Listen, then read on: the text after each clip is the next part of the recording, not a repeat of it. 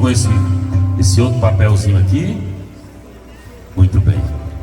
Então a gente acolhe com muito carinho o Padre Antônio Lucena. Ele é o coordenador da região pastoral de Orobó, que é formada pelas paróquias de Machados, Orobó, Bom Jardim e João Freire. O nosso bispo está na região pastoral de Surubim, presidindo a missa para vir para cá, presidir aqui em Orobó às 10 horas. Eles têm a missa, depois terão a palestra e nós teremos a conversa, depois a Santa Missa. 10 horas em ponto, a gente já deve estar na matriz, todo mundo sentado, os olhos fechados, esperando as ordens para começar a missa. Então a gente dá a palavra ao Padre Antônio Lucena, neste dia feliz e abençoado, de primeiro domingo da Quaresma, celebrando o jubileu do nascimento de Jesus e a campanha da fraternidade, ecologia integral. Louvado seja nosso Senhor Jesus Cristo. Vamos aplaudir nosso Senhor Jesus Cristo. Ele é o centro, a razão da nossa vida, o sol que ilumina este dia abençoado, em sua homenagem, em glorificação, adoração e louvor a Ele. Como diz a carta aos Hebreus, Cristo ontem, hoje e sempre. Digamos, Cristo ontem, hoje e sempre. E nós, então, abrindo o coração, atendendo o convite da nossa Mãe Igreja, que nos 4 cantos da terra celebra o jubileu, peregrinos de esperança, convocados por Sua Santidade Papa Francisco, acompanhando nestes últimos dias, sobretudo no Calvário, de dor, de sofrimento, mas assim é a marca do cristianismo.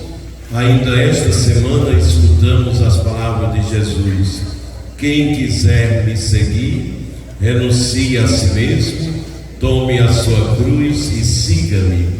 Por isso estamos aqui conscientes desta realidade vivencial. Nós queremos viver nesta manhã as alegrias do jubileu em comunhão com as nossas igrejas paroquiais e o nosso bispo diocesano, que é cabeça e pastor deste rebanho. Então vamos acolher no coração estas palavras, essa mensagem que traz o significado, o sentido da nossa celebração de hoje. Louvado seja nosso Senhor Jesus Cristo.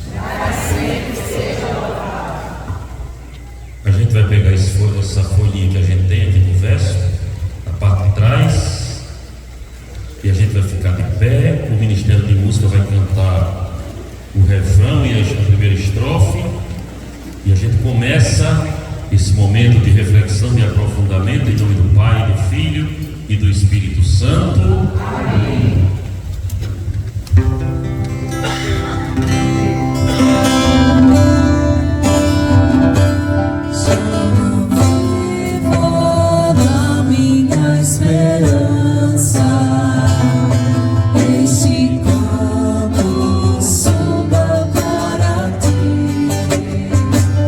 Say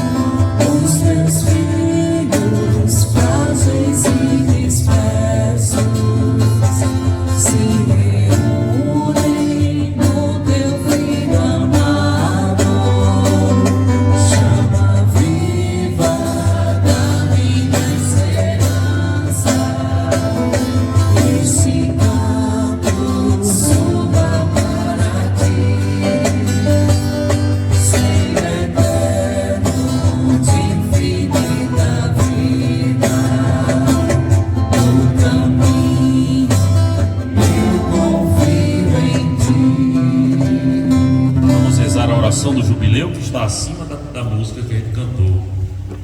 Pai que estais nos céus, a fé que nos destes no teu Filho Jesus Cristo, nosso irmão, é a chama da caridade derramada nos nossos corações pelo Espírito Santo. Desperta em nós a bem-aventurada esperança, para que no teu reino a tua graça nos transforme em cultivadores diligentes das sementes do Evangelho, que fermentem a humanidade e o cosmos na espera confiante dos novos céus e da nova terra, quando vencidas as potências do mal, se manifestar para sempre a tua glória. A graça do jubileu reaviva em nós, peregrinos de esperança, o desejo dos bens celestes e derrame sobre o mundo inteiro a alegria e a paz do nosso Redentor. A ti, Deus bendito na eternidade, louvor e glória pelos séculos dos séculos. Amém. Podemos sentar?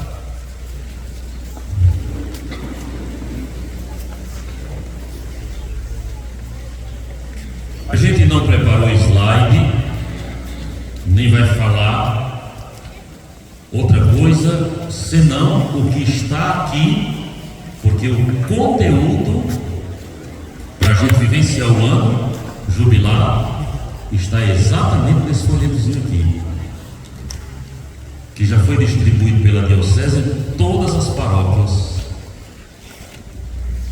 E como a gente já sabe que a gente tem uma preguiça tremenda de ler, a gente pega livro, pega folheto, pega panfleto, vai jogando lá em cima da mesa, dos armários, das estantes da sala.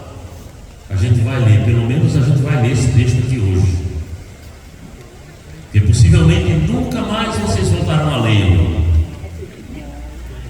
porque a gente tem dificuldade de ler. Não é que a gente seja analfabeto, é que a gente não foi treinado no Brasil numa educação para ler.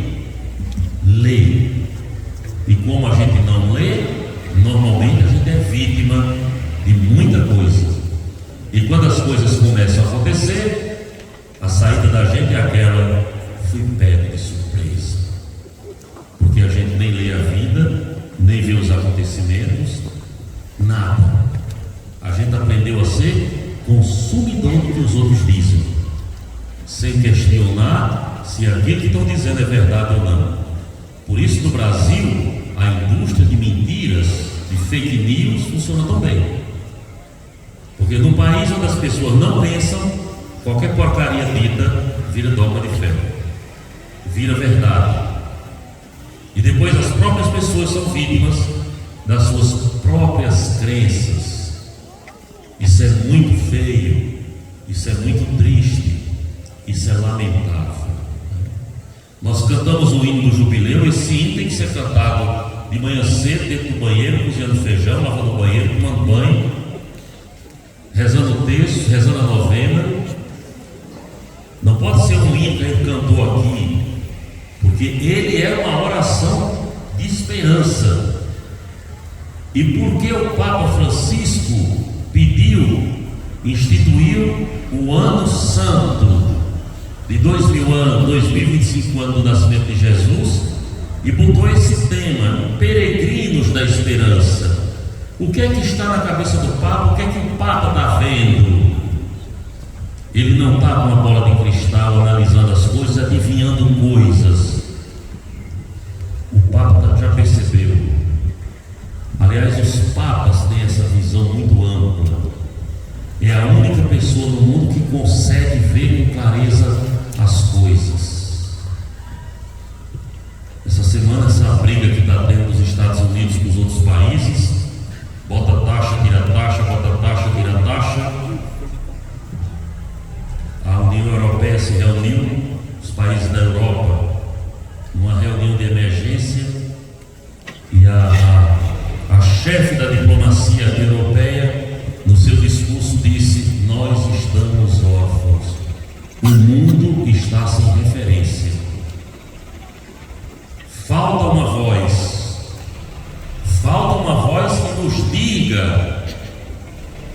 devemos ir? E essa voz está calada. Ela se referia ao Papa Francisco, porque doente, numa crise dessa que a gente está, de compreensão das pessoas, de loucuras e de guerras, nesse momento o mundo se sente órfão. Católico, protestante, macumbeiro, espírita, ateu, muçulmano, aquela voz é a referência. Exatamente agora, no foco da confusão, a quem vamos recorrer? Quem nos dirá uma palavra? Aquele que devia falar, infelizmente não pode, está doente, é o Papa Francisco.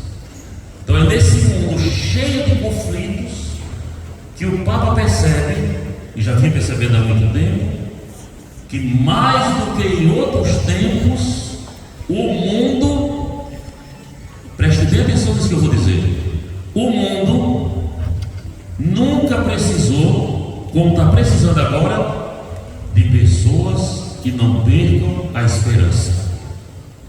Quem são essas pessoas que não têm o direito de perder a esperança? Nós,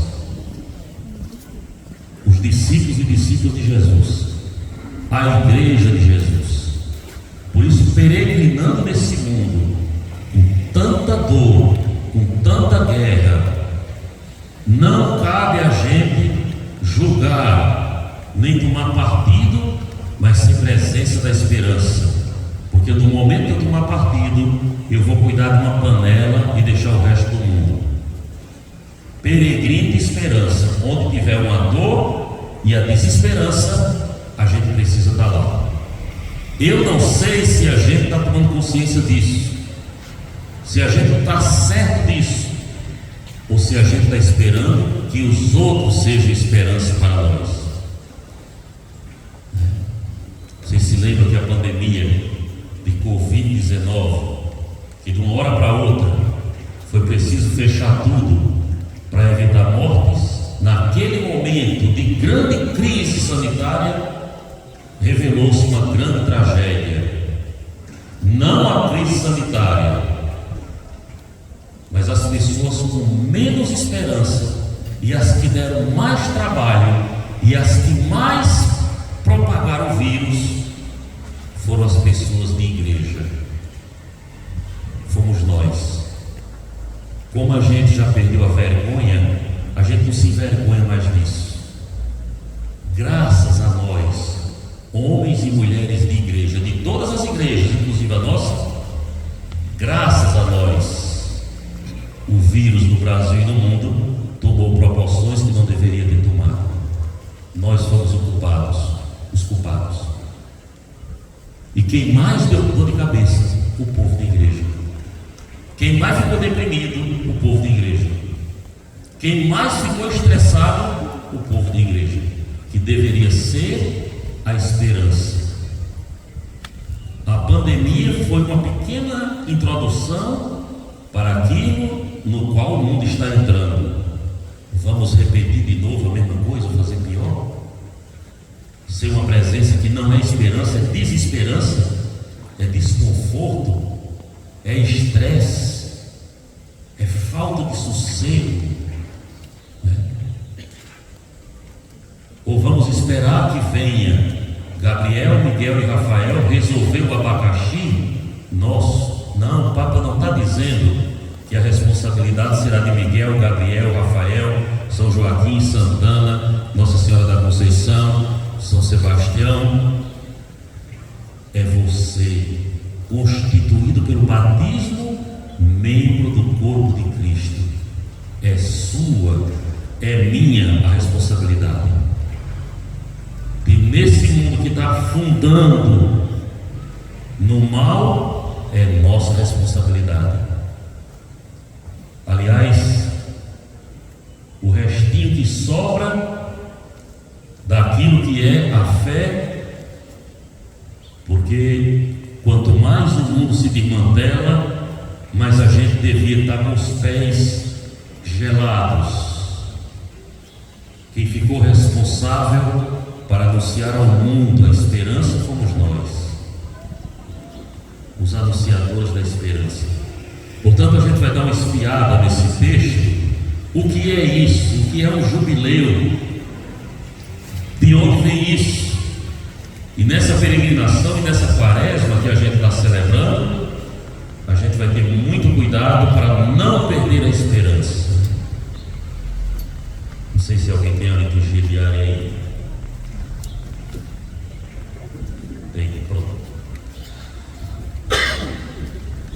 Vocês estavam na missa na quarta-feira de cinzas.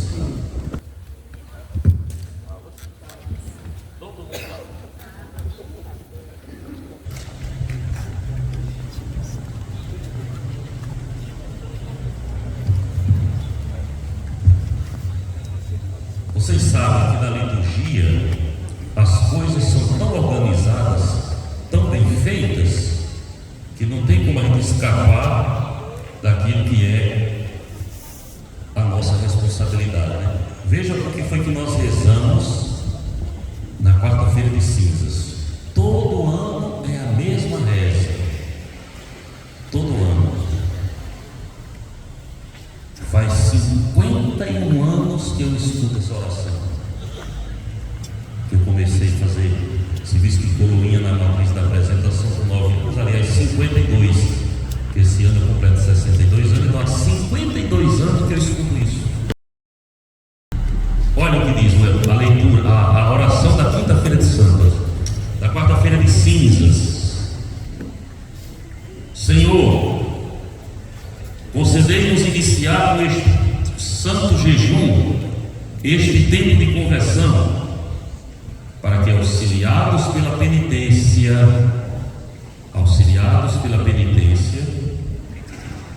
sejamos fortalecidos no combate contra o espírito do mal. Portanto, a quaresma é para a gente se fortalecer no combate contra o espírito do mal. E aqui em Orobó, acompanhando um pouco as notícias do carnaval, tinha sempre alguém que dizia que aquele povo que está lá está tudo entregue ao demônio, todos estão perdidos, aquilo ali é o fim do mundo. E eu perguntava na missa, eu pergunto a vocês, quem se lembra? Vocês estavam na missa de quarta-feira de cinzas? Quem estava na missa, levanta a mão. Quarta-feira de cinzas. Pronto. Quem estava na missa de quarta-feira de cinzas e lembra qual foi a primeira leitura da quarta-feira de cinzas? A primeira leitura da missa.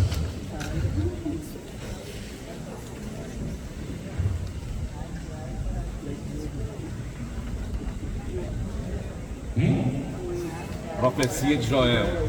Profecia de Joel. Um outro perdido, né? Quem se lembra da segunda leitura?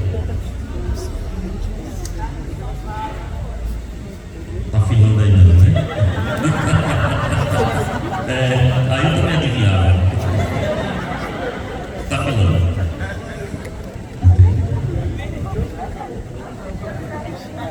Hoje, daqui a pouco o bispo vai presidir a missa e nós teremos duas leituras no Salmo do Evangelho. Quando você chegar em casa e a pessoa perguntar qual foi a leitura da missa de hoje, a primeira leitura, será que ele vai se lembrar?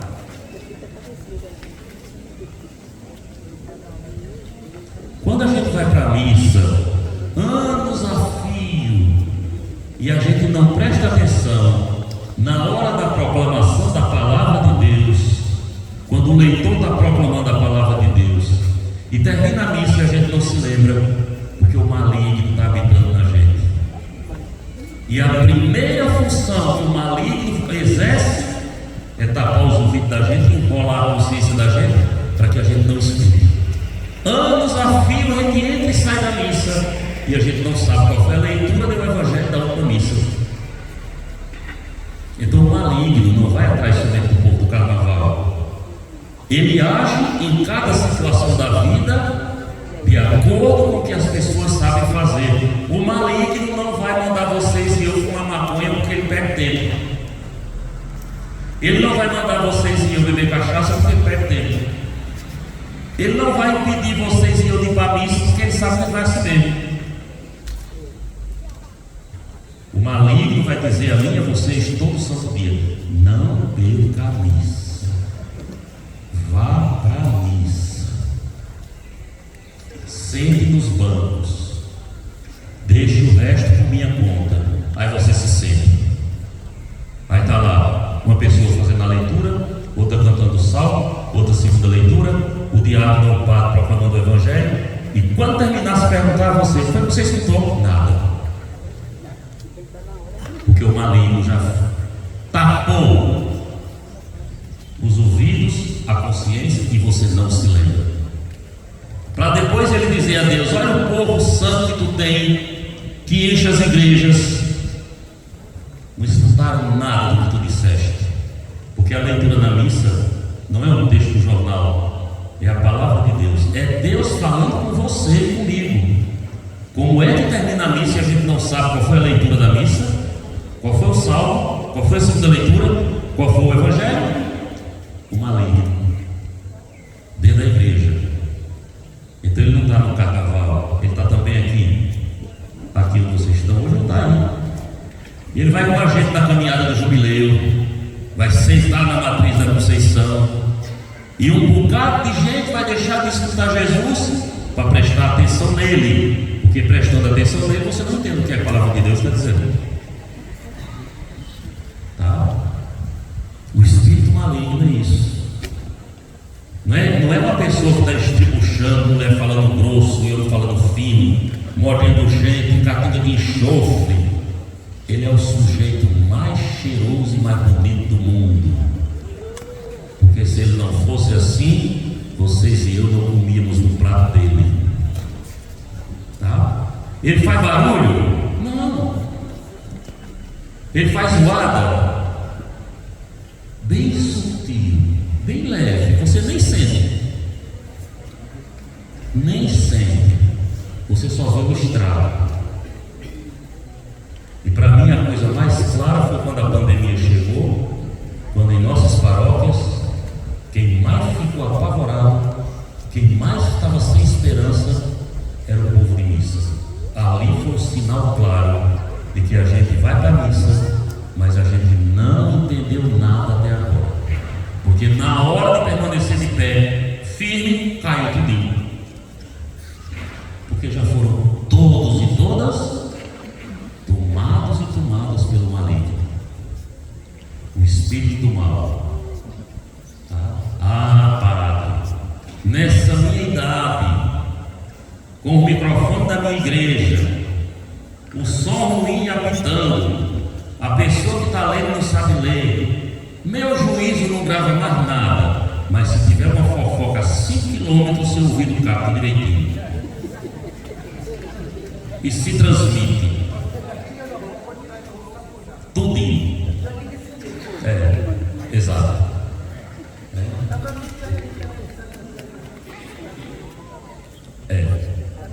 Entende? Então não é questão de esquecimento, é questão de opção. Onde está a minha boca? Onde está o meu ouvido? Na boca de quem?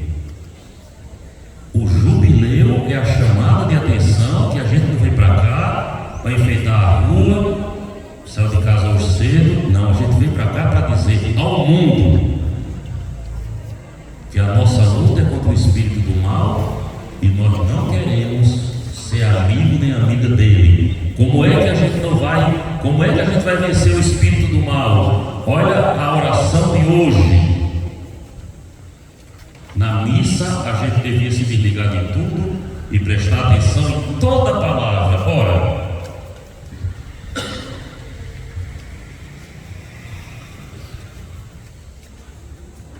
se na quarta-feira de cinzas a palavra era fortalecidos pela penitência na luta contra o espírito do mal, hoje a oração da missa diz assim: qual é o caminho para vencer o espírito do mal? Aí a gente reza assim na missa de hoje: Deus Todo-Poderoso, através dos exercícios anuais do sacramento da Quaresma, concedei-nos desejos progredir no conhecimento do mistério de Cristo e corresponder-lhe por uma vida santa. Como é que alguém vence o espírito do mal? Conhecendo profundamente Jesus Cristo. E qual é o caminho para conhecer profundamente Jesus Cristo? Por meio da palavra. A palavra meditada todo santo dia. Eu gosto quando numa reunião dessa a gente pede quem tem a liturgia diária e alguém tira do bolso. Quem é que tem essa liturgia em casa? Olha aí, que maravilha. Isso aqui, minha gente, não é uma coisinha que a gente faz se quiser. Olha, isso aqui é uma assinatura disso por ano. Se você parar de tomar refrigerante 2 semanas, você faz assinatura disso. Ainda se livra do veneno do refrigerante. Para todo santo dia.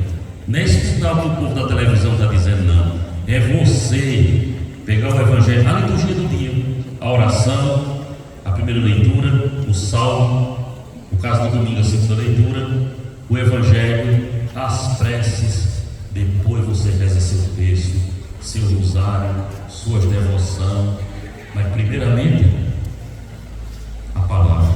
Sem isso aqui, sem o seu contato diário com a palavra, não vai longe não.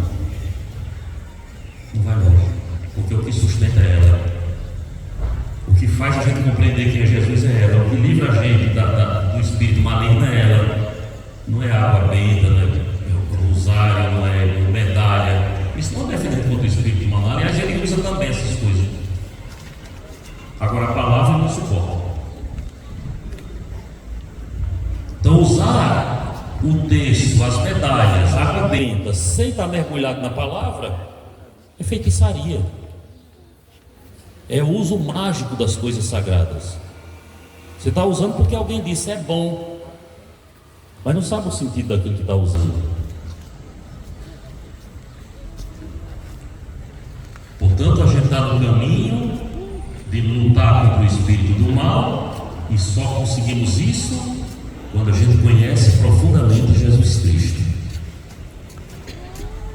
E vamos ver o Jubileu 2025 na folhinha que vocês têm, essa daqui. Vamos fazer uma leitura, todo mundo lê bem forte.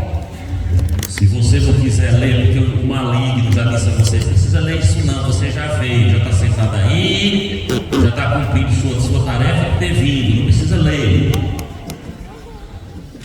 Precisa escutar, basta ficar sentado, já está tudo resolvido. Ah, é mesmo, seu espírito maligno. Sim, senhor, farei tudo conforme o senhor está mandando. Porque ele não quer que vocês e eu entendamos o que é o jubileu, nem ele quer que a gente se comprometa com o jubileu. Ele quer apenas que a gente enche a rua e praça. Aí ele tá bom. Vamos ler juntos, bem alto. O jubileu. Um povo hebreu que seguia uma tradição mosaica, a qual decretava que a terra da qual Deus era o único dono regressasse ao seu antigo proprietário, e que os escravos tornassem novamente a posse de sua liberdade, já que Deus, que apenas Ele era seu Senhor. Pronto, esse parágrafo já diz o que é o jubileu. O jubileu é voltar tudo a estaca zero. Tudo a estaca zero. A terra tem que parar para descansar. Os escravos têm que ser libertados. Os presos têm que voltar para a rua. Tudo começa da estaca zero. Vamos começar tudo de novo. As dívidas perdoadas, para que as pessoas tivessem a chance do recomeço. O jubileu nasce com essa proposta. A cada 50 anos se fazia isso. A cada 50 anos, ou a cada 25 anos, né? A terra está cansada, ela precisa descansar. Os escravos estão sofrendo muito, precisa descansar. As pessoas estão com muita fome, vão voltar para a estaca zero para que elas tenham comida. Hoje falar de cuidado da terra, falar de cuidado das pessoas, falar de alimentar as pessoas que passam fome, falar dos presos que precisam ser cuidados. Quem fala disso hoje recebe logo um carinho bem grande: comunista. No tempo de Abraão não tinha comunismo. No tempo do Antigo Testamento não tinha comunista. No Novo Testamento também não tinha comunista. Esse é o modo vagabundo do espírito maligno, botar medo na gente e desclassificar a obra que é de Deus. A obra que é de Deus. A ideia do jubileu na Bíblia é designada pelo substantivo, aí tem essa língua que a gente não conhece, literalmente significa chifre de carneiro. Esse instrumento era tocado para demarcar o início do ano jubilar. Não tinha instrumento de sopro, ele fazia um buraco no chifre do carneiro. Quando tocava aquilo lá, era a abertura do jubileu. Pronto. Tempo de reconciliação. Quem estava intrigado voltava a falar com os outros. Quem estava com ódio tinha que botar o ódio para fora. Vamos recomeçar tudo. E manda isso. Os textos bíblicos que merecem destaque são Levítico 25, 8, 16, que vocês podem ler em casa, e Números, que fala com muita clareza da celebração do jubileu. Há um texto que se destaca, Êxodo 19, 13, no qual Moisés e o povo no Sinai celebram a aliança com a entrega do decálogo e do código da aliança, dando a esta festa do jubileu um conteúdo próprio e significativo. O jubileu enquanto prestar atenção e viver a orientação de Deus. O que Deus nos propõe como orientação. Vamos ler o parágrafo? Em Jesus recebemos o sentido ainda mais aprofundado para o ano jubilar, em que toda a criação, antes corrompida pelo pecado, é restaurada e chamada a viver esta liberdade própria do reino de Deus.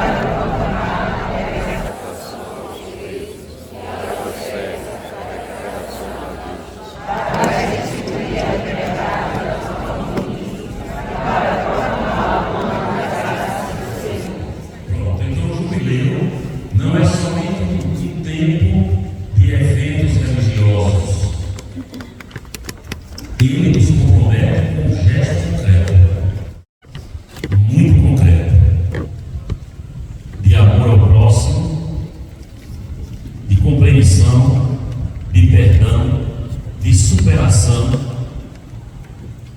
enfim, de conversão. Nós temos agora no período cristão o Papa Bonifácio VIII, que em 1300 celebrou o primeiro jubileu, e ali ficou estabelecido que este ordinariamente fosse celebrado a cada 100 anos. A cada 100 anos. O período entre um jubileu e outro, ao longo da história, foi foi modificada algumas vezes por decretos papais. Os intervalos estabelecidos variaram entre 50 anos, 33 anos, sendo fixado em 25 anos pelo Papa Sixto IV, em 1475. Foi fato interessante a ser destacado, foi a primeira celebração do rito da Porta Santa em São João de Latão, em Roma, pelo Papa Martinho V, em 1425. Então, o Papa estabeleceu que a cada 25 anos se celebrasse o jubileu. Qual foi o último jubileu que a gente celebrou? Do ano 2000. Ordinário. Mas a gente teve um ano jubilar extraordinário. Se lembram? Quando foi que a gente teve o ano extraordinário, o jubileu, também convocado pelo Papa Francisco? Estão entendendo como é que o maligno mexe com a gente? Ninguém se lembra do jubileu? Ali, aquele dali, o maligno não conseguiu ainda não. O ano da misericórdia foi celebrado não faz nem 10 anos, não faz nem 20 anos. Está vendo? Vocês imaginem, nós que estamos dentro da igreja 24 horas, o diabo faz isso com a gente? Imagina o povo que está fora. Fazer a gente esquecer uma data significativa que é um jubileu. Por ali, da Porta Santa, do ano da misericórdia. Agora a gente está em que ano? 2025. Faz quantos anos que teve o outro jubileu? Fora da misericórdia? Então o último foi no ano 2000 anos do nascimento de Jesus. E por que 2025? Porque a gente está celebrando 2025 anos do nascimento de Jesus. 25 de março, solenidade da encarnação do Verbo. Esse ano a gente vai celebrar 2025 anos que o Verbo se encarnou no seio da Virgem. 25 de março. Por que 25 de março? Porque de 25 de março a 25 de dezembro dá quantos meses? 9 meses. Então 25 de março a gente celebra a gravidez de Maria, o começo da gravidez. Esse dia, se não tiver um evento na nossa paróquia, na nossa casa devia ter pelo menos um cuscuz de coco, uma festinha, porque são 2025 anos em que o Verbo descendo do céu encarnou-se no seio da Virgem Maria. Em dezembro vai celebrar 2025 anos do nascimento dele. Mas possivelmente 25 de março passará despercebido também na nossa cabeça. A gente não vai se lembrar.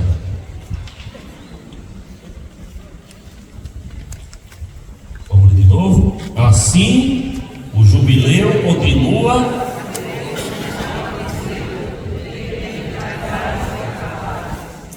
Tempo santo que estimula o povo de Deus a trilhar o caminho da santidade no compromisso verdadeiro e permanecer fiel à aliança, com vários sinais, gestos, itinerários, configura-se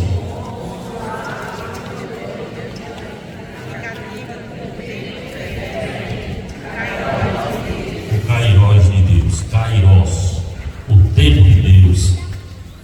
A gente vive no Cronos. Cronos tem dois tipos de tempo que os gregos definiram com muita clareza. Cronos. Quem era Cronos na mitologia grega? Cronos era o deus do tempo. E Cronos, para não perder o seu poder, quando nascia um filho, ele matava. Cronos é o tempo que mata. E Kairos é o tempo que salva.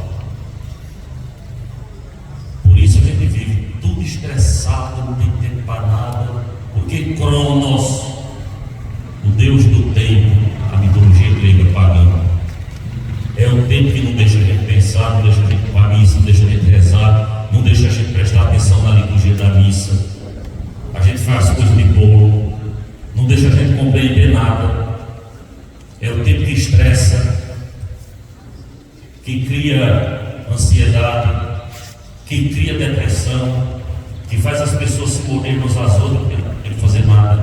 Esse é o Cronos.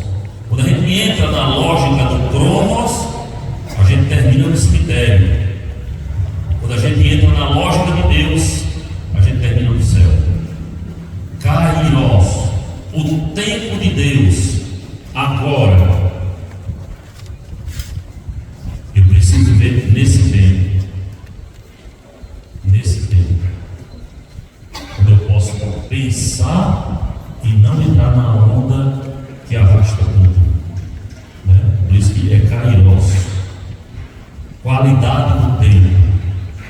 No Cronos, você não tem tempo de visitar um doente, você não tem tempo de ir na casa de uma pessoa bater um papo, sentar um pouquinho em casa, porque Cronos, o tempo que mata, disse assim: tempo é ouro, e ouro é dinheiro. Então você tem que enlouquecer para ganhar dinheiro. Ganhe dinheiro, ganhe dinheiro, ganhe dinheiro. Olha a geladeira nova, olha o celular novo, olha a sandália nova, olha o móvel novo. O móvel novo você bota dentro de casa. Quando passa um pano na casa, fica logo inchado, fica cururu. Jogue no mato, compre outro.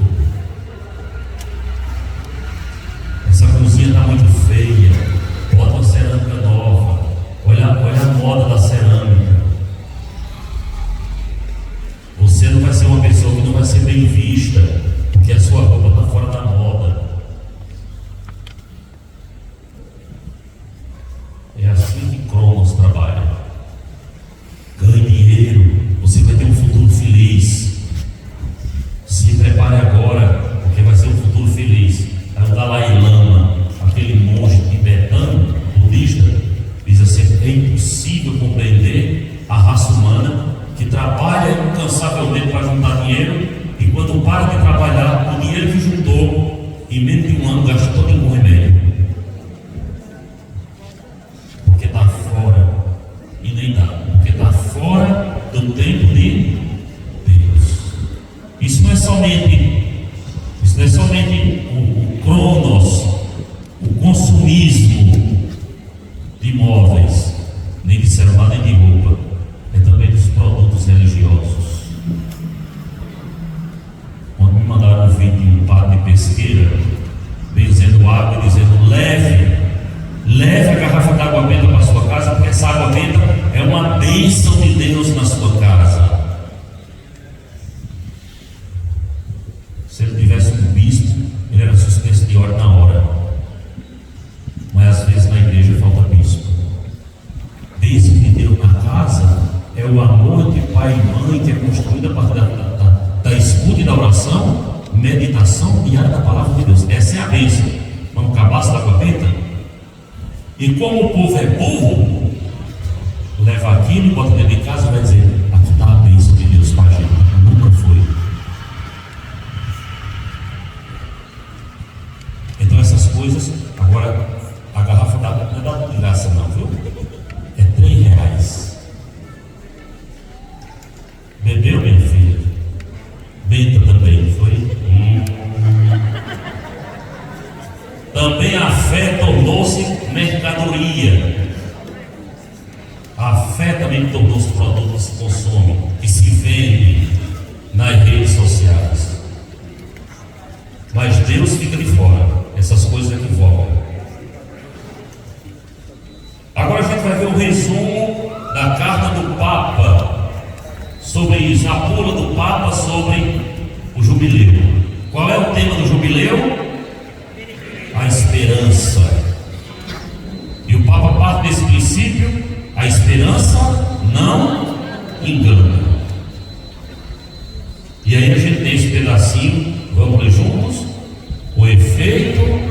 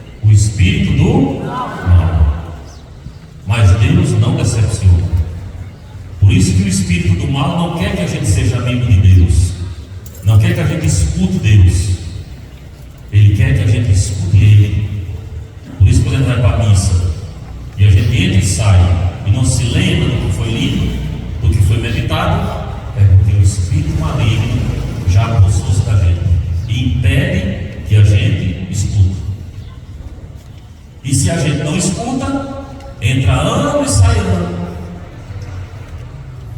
E a gente tem medo de ser dentro da igreja.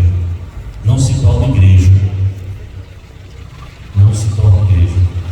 Há uma diferença, é importante tocar nesse assunto também, gente. Há uma diferença bem grande entre igreja católica e religião católica. Enorme a diferença. E aí vocês podem encontrar nas redes sociais, inclusive padres e bispos, afirmando que Jesus fundou uma religião. Não tem canto nenhum do Evangelho Jesus dizendo: vou fundar a minha religião. Ele diz o quê? Fundar a minha igreja. Há uma diferença entre igreja e religião enorme. Igreja é gente consciente que apossou-se da graça de Deus e vive a vida de Cristo. Religião não tem nada a ver com isso. Então, dentro da Igreja Católica surgiu uma coisa chamada religião católica. Como é que eu sei, padre, qual é a diferença entre religião católica e igreja católica? Na religião católica, marido bota a cara na mulher, mulher bota a cara no marido, vizinho fala mal do outro, rouba, mata, estupra, levanta falso, vai para a missa espiar a roupa da outra, a roupa do outro, sai da missa, a panelinha falando mal dos outros, quer ser melhor do que os outros.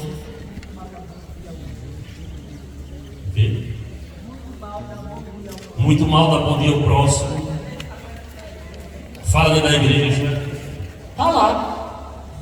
Eu sempre conto uma coisa que aconteceu aqui no dia 8 de dezembro de 2022, primeiro ano que eu estava aqui em Orobó, sabe disso. E essa criatura nem era de Machados, nem era de Orobó, nem de Bom Jardim e nem de João Aflito. Na nossa região pastoral não tem essa bagaceira. Um sujeito lá, uma figura no meio da igreja da Conceição, vestida de branco, parecia um patrocínio.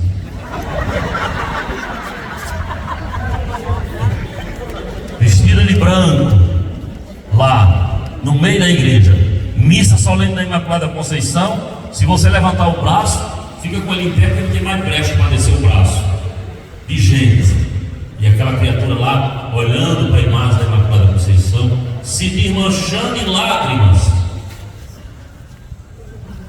E eu espiando para ela lá, aquilo ali deve estar passando um processo de conversão, uma dor interior, né?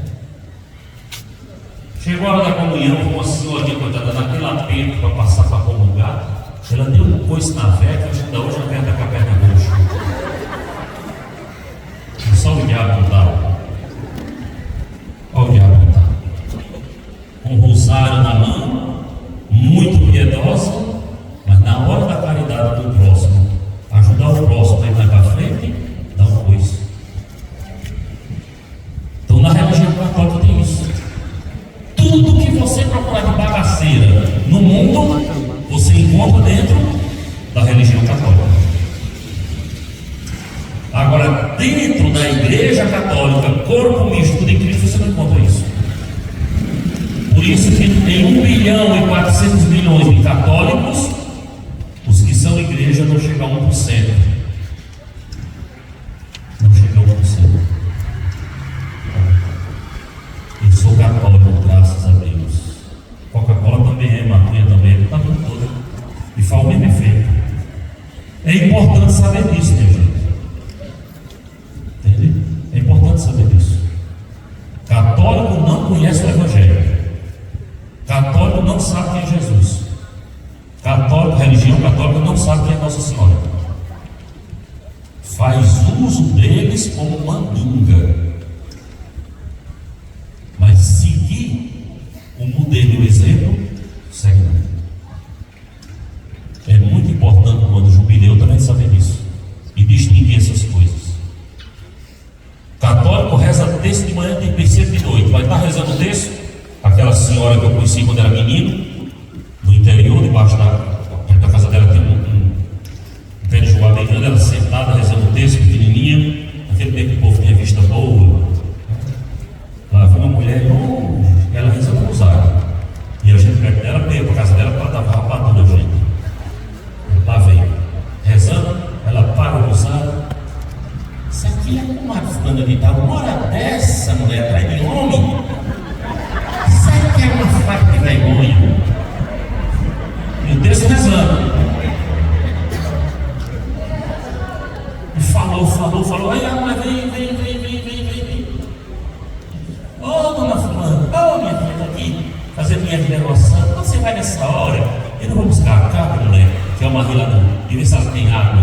Quando a mulher sair, eu vou buscar a cabra. Deve ser algum bode deitado dentro do mato que ela vai receber. Católico faz isso. Se ela fosse da igreja, qual seria a atitude dela?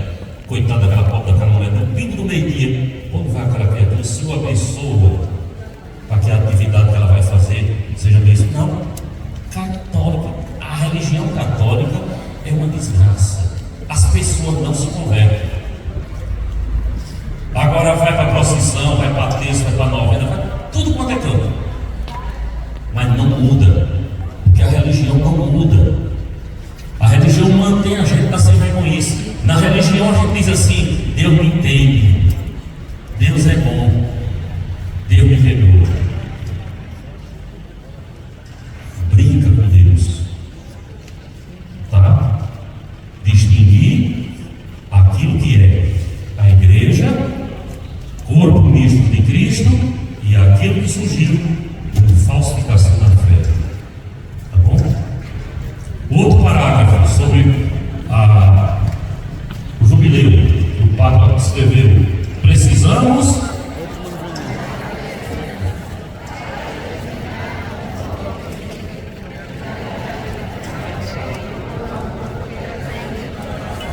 veja bem, minha gente, isso aqui toca profundamente a gente, toca profundamente nossas famílias.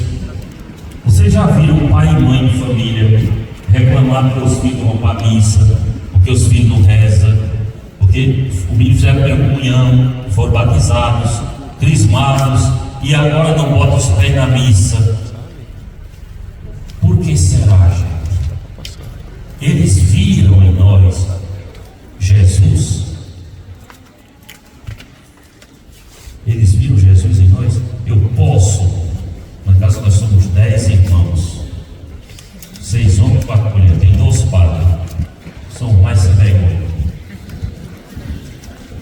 Eu posso exigir dos meus irmãos que vão para a missa que tenham um comportamento santo quando eles olham para mim e não vê nada disso?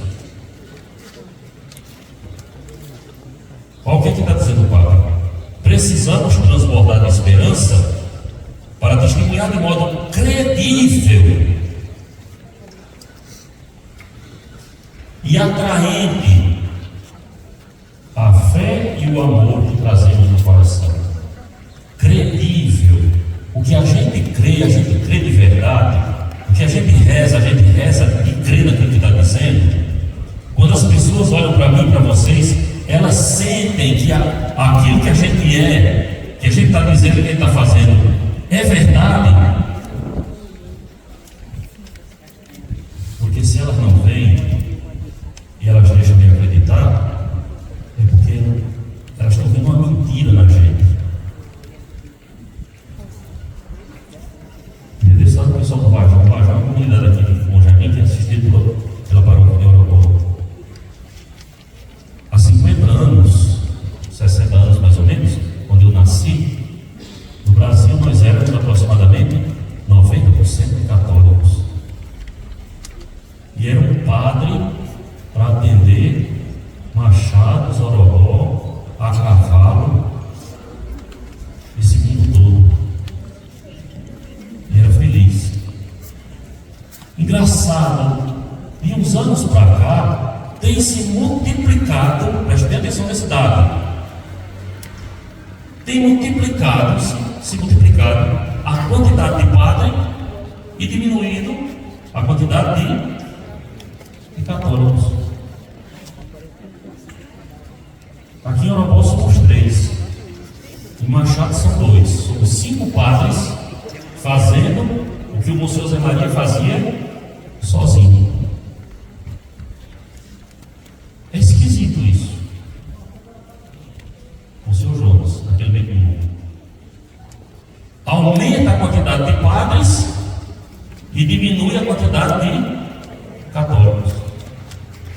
Se estima que em 2035, daqui a 10 anos, nós seremos no Brasil 35% de católicos e 35% de evangélicos.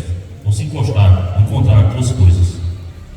Aí a gente olha a procissão da Imaculada Conceição no dia 8, orobó tomado de gente, e eu, na minha cabeça de padre burro, posso até dizer: olha aí a igreja que estão dizendo que está fraca, por uma procissão, que a maioria vem porque está caçando alguma coisa.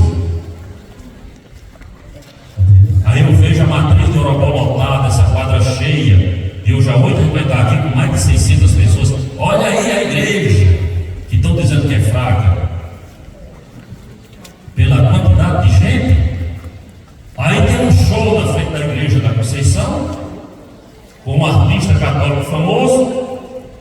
Quem está lá cantando? Um padre. Quem está lá pulando e cantando com ele? Os católicos. Aí quando termina o show, ali por perto de 1 hora da madrugada, eu abro a porta, a rua está dizendo: vou olhar como é que está o espaço da rua, o lixo dando no meio da janela. Olha o povo de fé, o que é que faz? Lixo na rua. Ah, cara, não tem nada. É para quem vive a religião católica, não tem nada dentro não. O prefeito tem obrigação. A gente está pagando os impostos. Tem os garimpos para rir, pai. O que é que tem? Primeiro sinal de que não entenderam nada do que cantaram e nada do que rezaram. Portanto, a multidão não nos interessa. Nós não trabalhamos com multidão. Não é esse o critério. É se o que a gente faz e o que a gente diz está tendo credibilidade. A você e eu somos do tempo, e vocês a maioria, em que no Brasil, né, tá? Antes do Planalto Central tomar qualquer decisão, ficava com as pernas tremendo com aquilo que os bispos podiam dizer. Hoje quem manda na política, eles temem diante de quem? Com medo de quem? Os bispos apitam mais nada? Os padres apitam mais nada? Nada, absolutamente nada. Quem é que apita? Os evangélicos. Ou vocês não vêem notícia? Vocês não ouviram falar disso? Se nunca ouviram, quando voltar para casa, peça para ouvir que faça a prova. Se jogue dentro de cemitério. Porque o maligno já tomou conta de você faz anos. São eles que dizem. E a Igreja Católica? Nada. Portanto, deixamos de ser referência. Que a gente mesmo não aplica. Tudo que vai se fazer em Brasília hoje, o que é que os evangélicos vão dizer? Antes eram os bispos católicos. O que é que os bispos vão dizer? Se os bispos dessem uma opinião contrária, todo mundo. Só que os bispos, quando falavam preocupados com o bem das pessoas. Eles não estão preocupados com eles, com as pessoas. Estão preocupados com as suas facções criminosas. Incrível o que a gente está dizendo, o que a gente está fazendo, está transmitindo credibilidade. Somos uma comunidade de credibilidade. Sou um padre que, ao falar e a sugerir as coisas, as pessoas percebem em mim que eu estou falando, fazendo a coisa séria. Merece credibilidade. Como pai e mãe, quando falo dentro de casa, professor, catequista, quem está diante de mim, vê que aquilo que eu estou dizendo merece credibilidade, ou é mais um defecando pela boca, conversando de pote besteira? O jubileu é para rever tudo isso.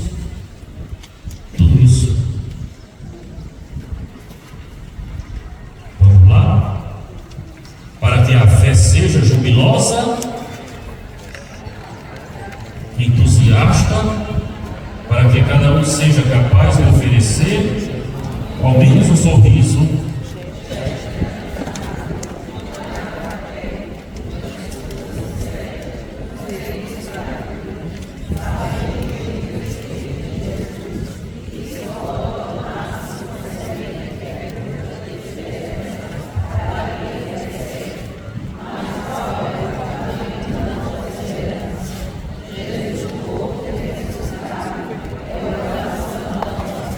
Meu irmão, minha irmã, se a gente não chegar a esse coração, não teremos esperança nem para nós nem para os outros. Não teremos. Cristo é a esperança, né? Quais são os tópicos do jubileu? Vamos ler já assim os tópicos. O primeiro é a peregrinação. O segundo, a porta santa. O terceiro, reconciliação. O quarto, coração. São tópicos do jubileu, né? Vamos fazer uma leitura. O que é a peregrinação? Veja, hoje vocês vieram para cá e a gente não pôde, não devia, nem vai fazer isso, porque a gente não foi direto para a igreja, porque precisa ter esse sinal de peregrinação.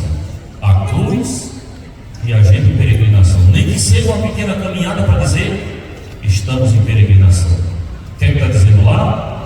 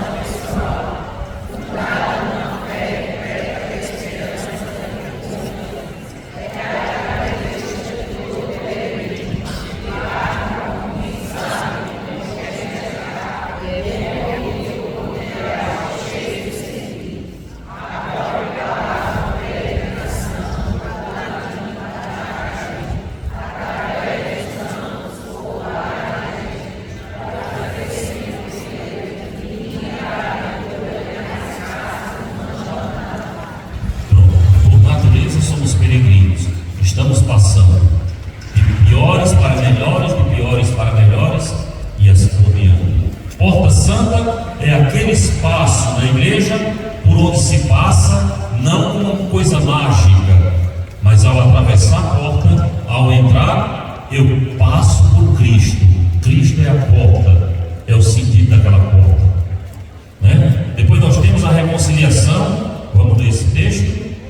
Papa Francisco recorda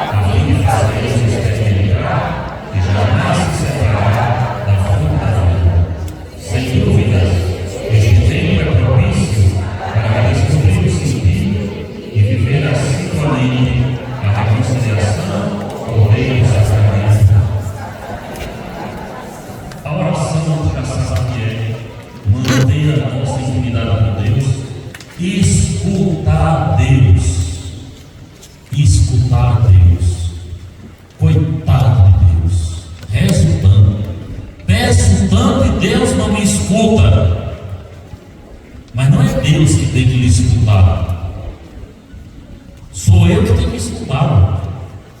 Sou eu que tenho que parar de falar e deixar que Deus fale.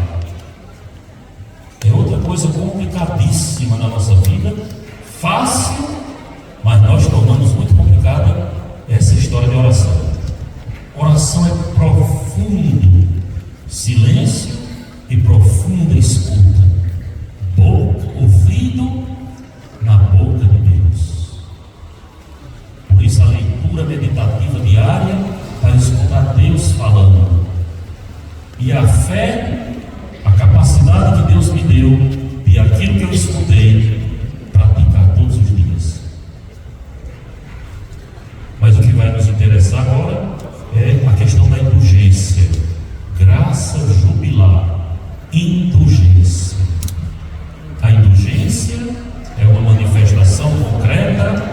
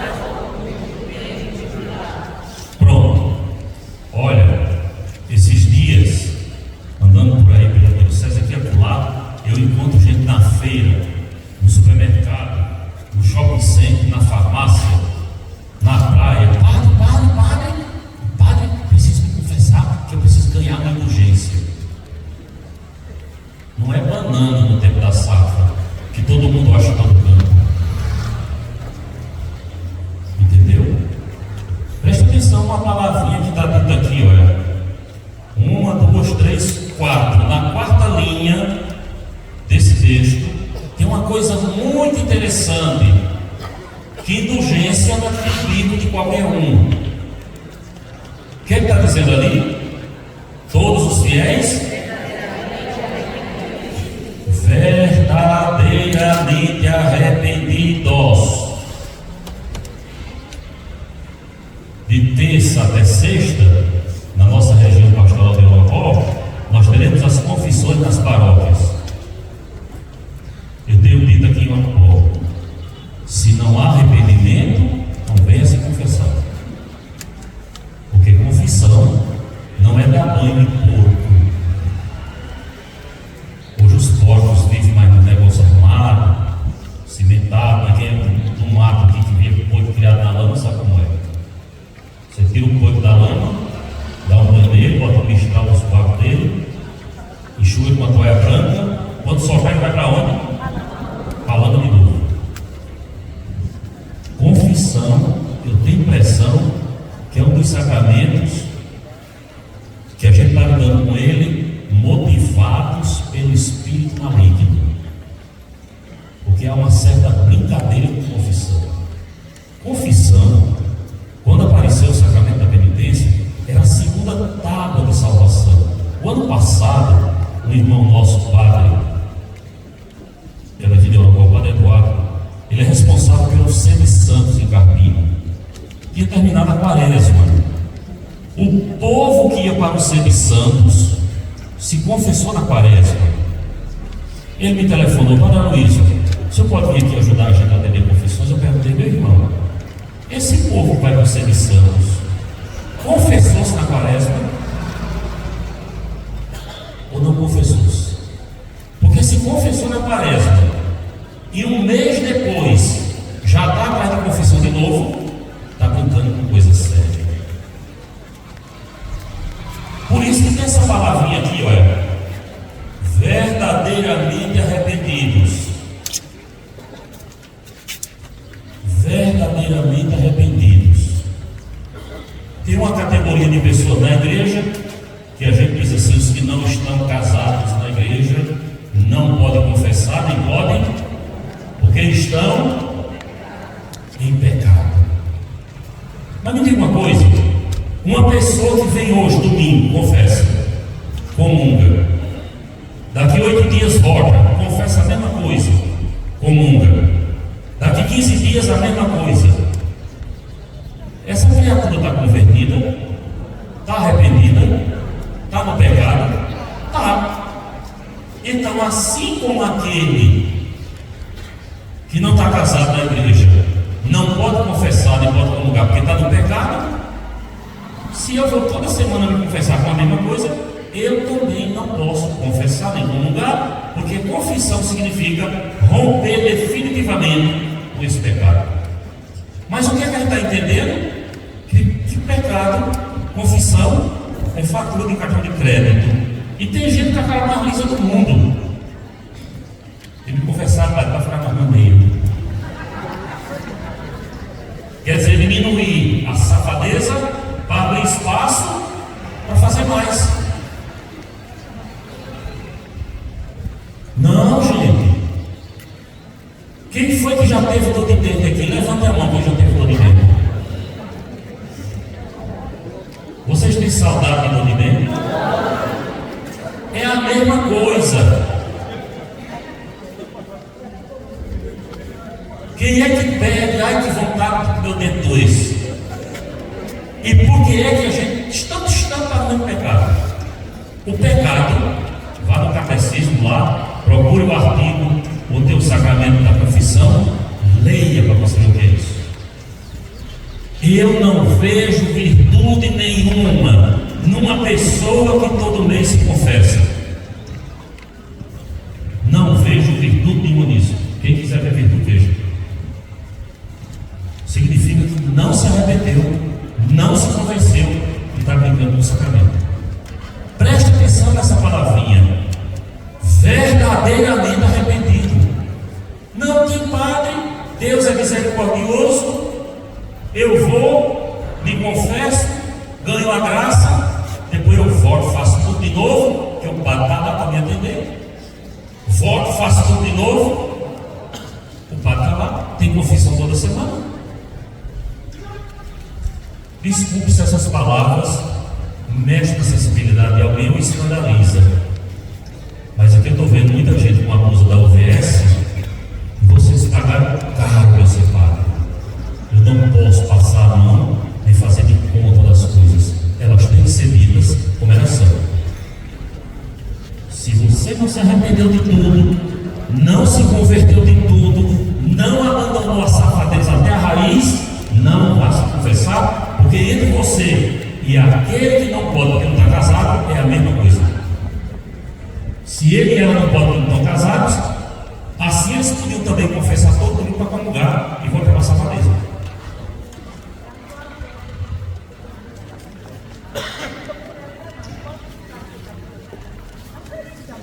Pois é, não é Paulinho que bota no olho distante.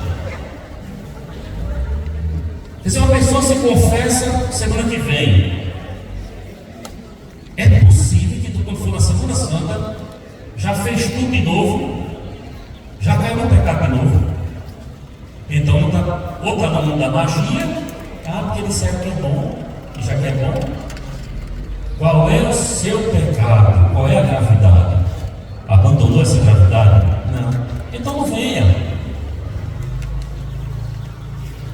Não venha. Dor de dente é feito dor de pecado. Se o pecado não doeu em você, para você abandoná-lo, não vá atrás de padre. Não jogue pérola aos porcos. Não seja um escarnecedor de Jesus.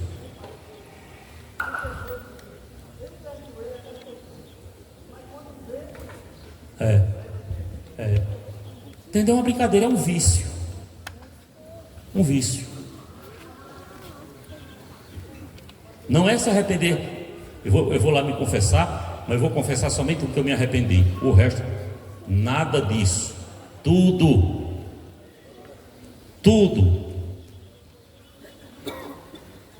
E veja o desmantelo. Talvez essa safadeza aconteça porque nós, os padres, também não ajudamos vocês a refletir sobre as coisas. A pessoa vem se confessar, conta tudo. Você está arrependido de tudo isso? Tá, não, senhor. E não é uma pessoa nem duas, não, viu? Está arrependido? Tá, não. E o que veio fazer aqui? É vir me confessar. Sem se arrepender, e precisa. É uma espécie de brincadeira, sabe? Que está virando isso. Tenho dito aqui em Orobó: não venha, se você analisar a sua vida todinha, e você percebe que tem uns que você não volta mais, mas tem outros que você ainda não abriu mão dele, fique na sua casa. Agora, no dia que decidir zerar tudo e não ter saudade de pecar, aí você vem.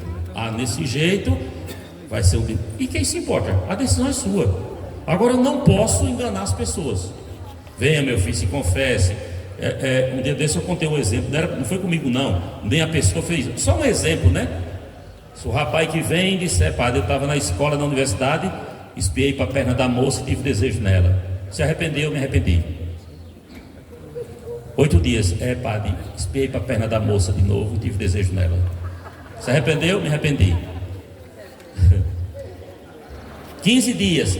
Padre, de novo olhei para a perna dela e tive desejo dela. E eu não sei onde foi que eu contei isso, que uma velha disse assim: manda esse diabo furar o olho, padre.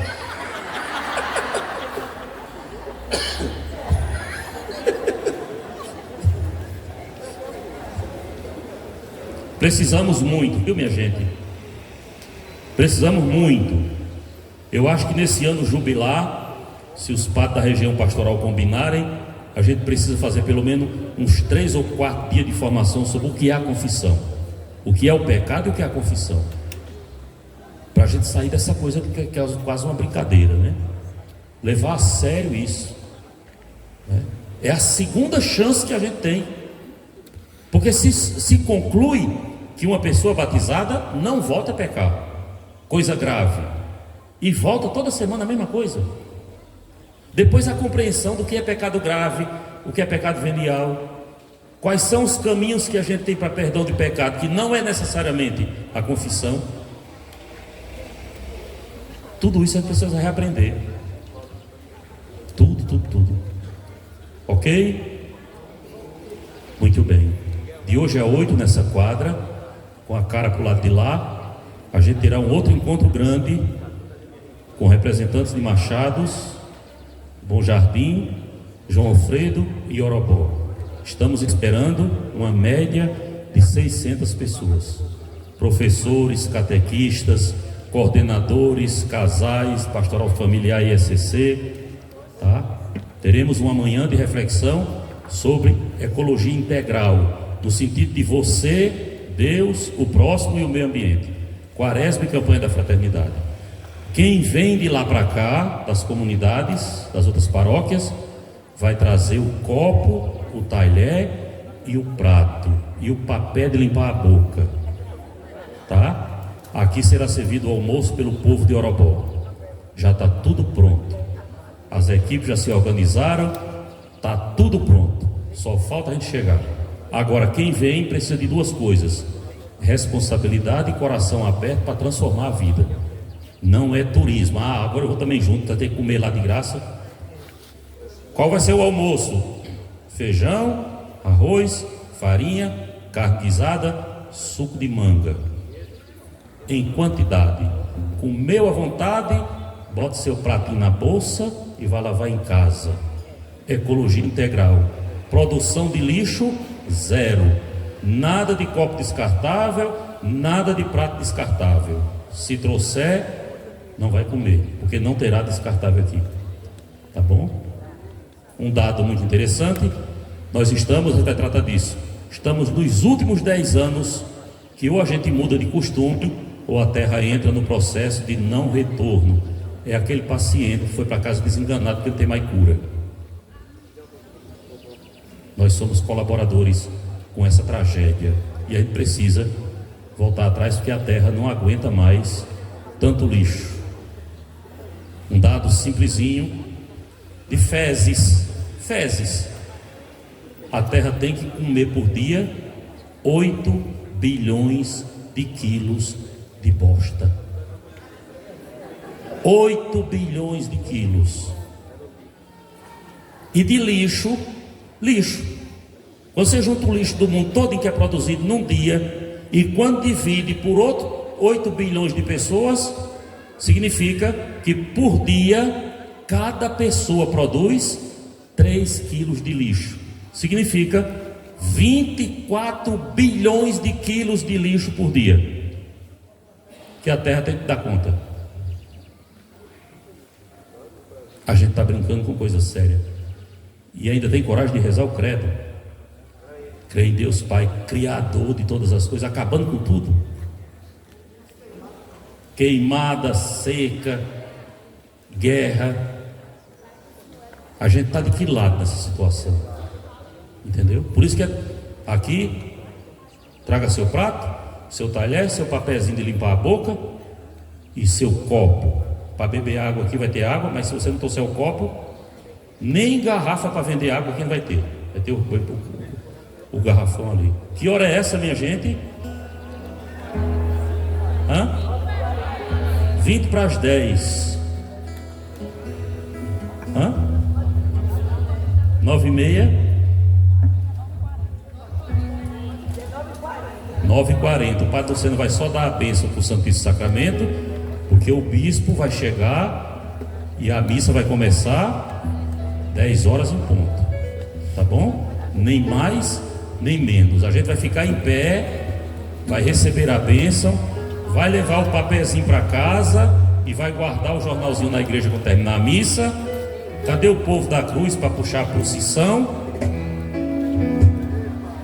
É apenas a bênção e a gente vai para a matriz já.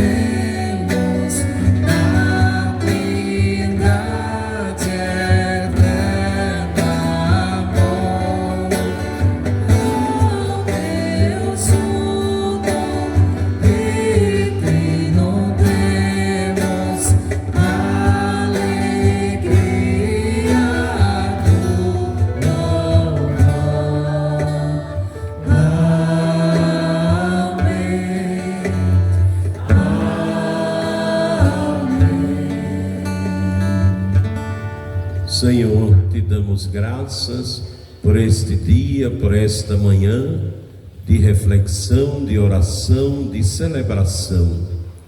Te damos graças pelo convite que fizestes a cada um de nós para sermos peregrinos de esperança. Enchei, Senhor, os nossos corações, fazei que a vossa voz penetre os nossos ouvidos, os nossos corações e nossa vida inteira. Fazei-nos, Senhor, testemunhas do vosso amor. Do céu nos destes o pão, que contém todo o sabor. Oremos. Senhor Jesus Cristo, neste admirável sacramento, nos deixastes o memorial da vossa paixão. Dai-nos venerar com tão grande amor o mistério do vosso corpo e do vosso sangue, que experimentemos sempre em nós a sua eficácia redentora. Vós que viveis e reinais pelos séculos dos séculos. Amém.